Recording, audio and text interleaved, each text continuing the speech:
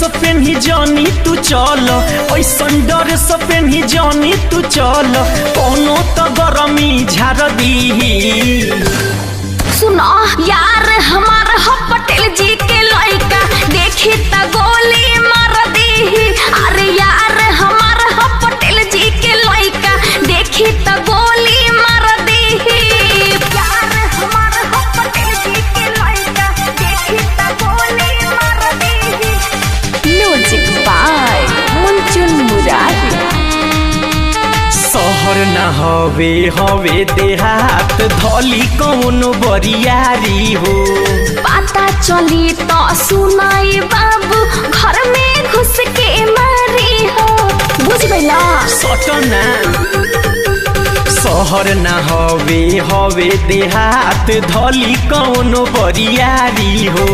पता चली तो सुनाई बाबू, घर में घुस के मारी हो। तोहर सजल संवरल ये बबी, नथिया नु कवनो उतार दी। अरे यार हमार हो पटेल जी के लइका, देखी त गोली मार दी। अरे यार हमार हो पटेल जी के लइका, देखी त गोली मार दी।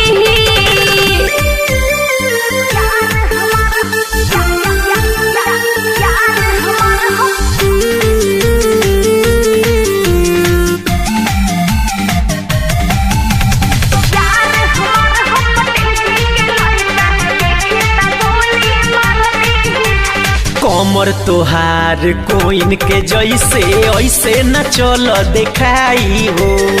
अमर मन जसो हम चली चाहे, हम जैसे देखाई हो। तारा बाप के राज का। अरे कमर तोहार कोइन के जैसे, ऐसे न चल देखाई हो। अमर मन जसो हम चली चाहे, हम जैसे देखाई हो।